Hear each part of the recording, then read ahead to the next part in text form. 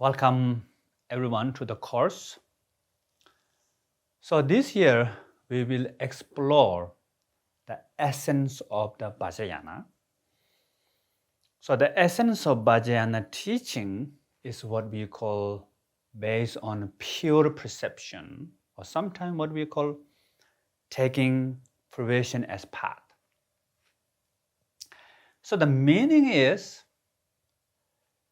for the Vajrayana, we all have this wonderful nature.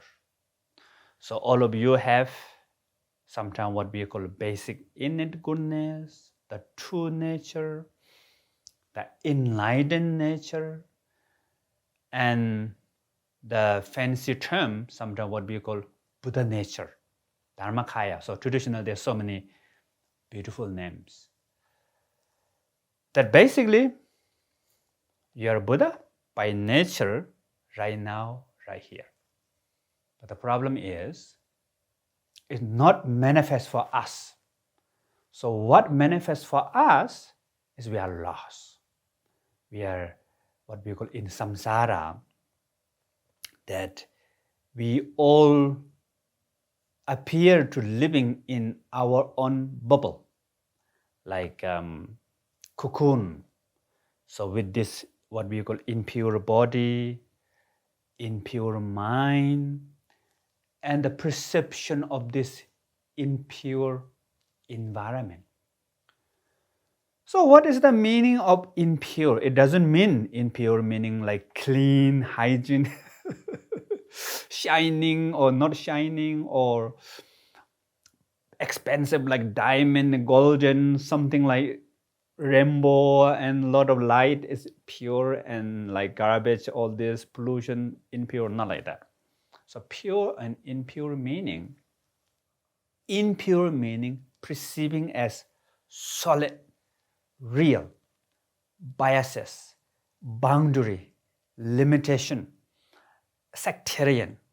So that is impure. So for example, yes, no, both, neither, big, small, all this contradiction, right? Subject, object. Then we have a lot of idea about who we are, and then there's an unhealthy sense of self, and from there a lot of clashes comes, and then followed by that imprint of what we call the subconscious mind, alaya. There's a karmic imprint, and we totally lost with that. So all this is what we call the impurity. And when we say purity, meaning the nature of all these things is wonderful.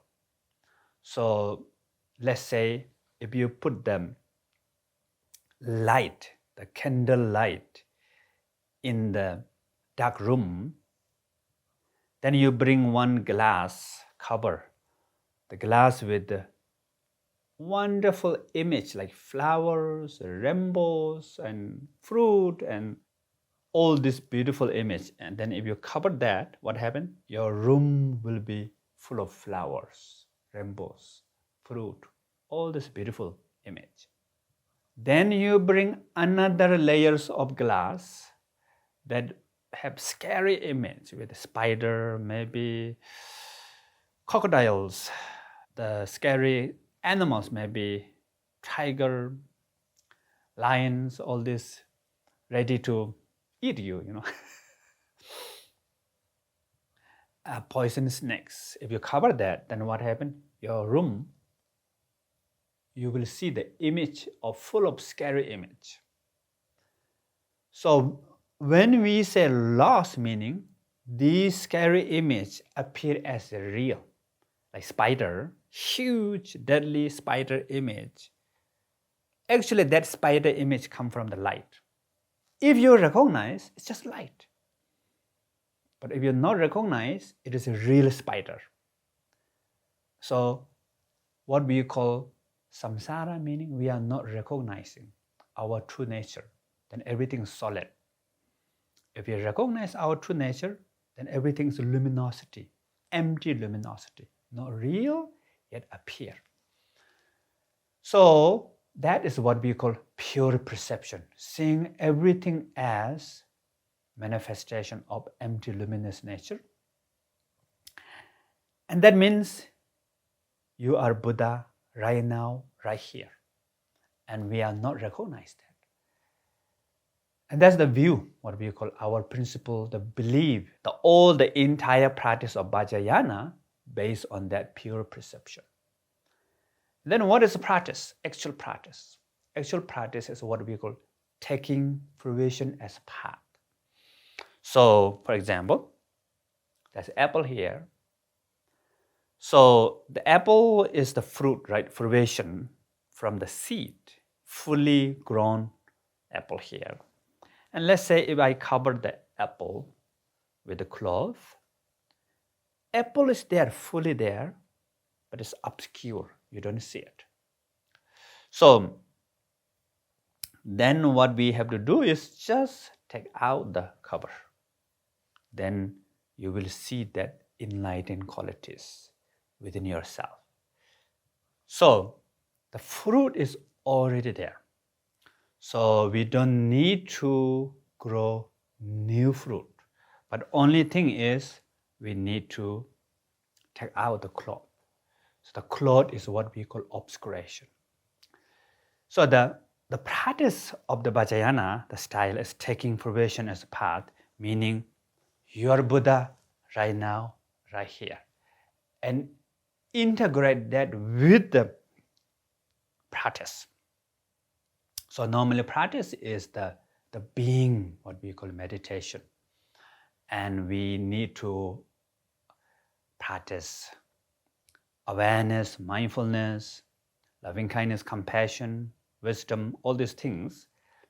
And how we do is, how we bring this pure perception into practice is, here we will discuss about the Guru principle. So first, we imagine Guru in front of us and we project all the enlightened qualities on the Guru. Then in the end, not Guru has enlightened nature, the student, then all the beings, everybody has this nature. So there are so many different practices in the Vajrayana. So I think in the other models, we express developmental stage, completion stage, path of liberation. But here we will discuss here in this is through the Guru Yoga and how student is Guru and all beings as a Guru. And special working with the kleshas this time, 5 kleshas. And we see the nature of 5 kleshas as 5 wisdom. So what we call poison become medicine. And also, we will discuss about the style of practice itself is not kind of like total, only relying on antidote style. It's what we call self-liberation style. So all this we will explore in this module. So hope from here it will benefit for free our kleshas, our mind, and develop kind of like contentment, joy. Eventually, it will discover the happiness within ourselves.